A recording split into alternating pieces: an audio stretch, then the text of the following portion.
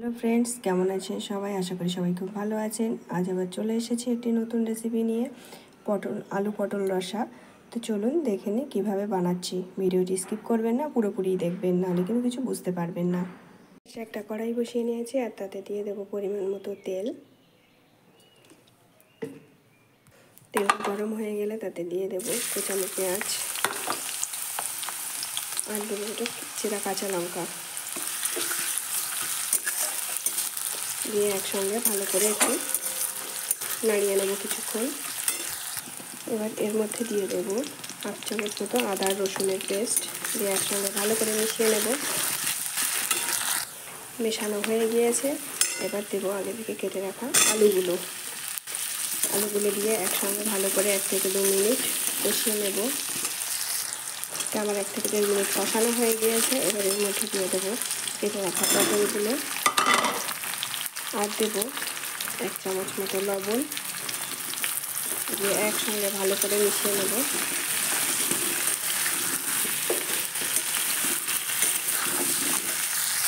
এবার এর মধ্যে দিয়ে দেবো কাশ্মীরি লঙ্কার গুঁড়ো আর দেবো 1 চামচ পরিমাণে হলুদ গুঁড়ো দিয়ে একসঙ্গে ভালো করে কিছুক্ষণ কষাতে হবে।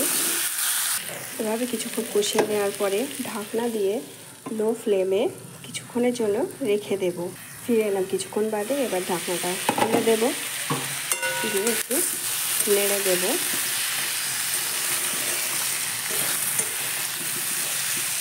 দিয়ে আমি এখানে একটা টমেটো কুচি করে নিয়েছিলাম, সেটা দিয়ে দেব। দিয়ে একসঙ্গে একটু মিশিয়ে নিয়ে ঢাকা দিয়ে আবার কিছুক্ষণ রেখে দেব। আমি এখানে এর মধ্যে জল ব্যবহার করিনি, জলটা একটু পরে ব্যবহার করব। কিছুক্ষণ বাদে এবার আবার ঢাকনাটা একটু খুলে দেব, দিয়ে এটা একটু নাড়িয়ে নেব আর দিয়ে দেব একটু গোলমরিচের গুঁড়ো আর একটু জিরে গুঁড়ো দিয়ে একসঙ্গে ভালো করে এটা একটু মিশিয়ে নেব।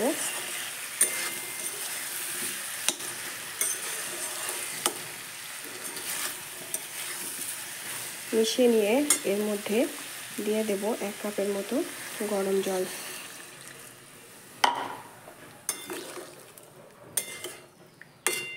গরম জলটা দিয়ে ঢাকা দিয়ে মাঝারি আছে কিছুক্ষণ হতে দেব। ফিরে এলাম কিছুক্ষণ বাদে। এবার ঢাকনাটা একটু খুলে নেব, নিয়ে উপর থেকে নাড়িয়ে দেব। ঝোলটা অনেকটাই কমে গিয়েছে। আমার পটল আর আলুগুলো একেবারে সিদ্ধ হয়ে গিয়েছে। এবার একটু উপর থেকে অল্প একটু চিনি ছড়িয়ে দেব, দিয়ে একটু মিশিয়ে নেব।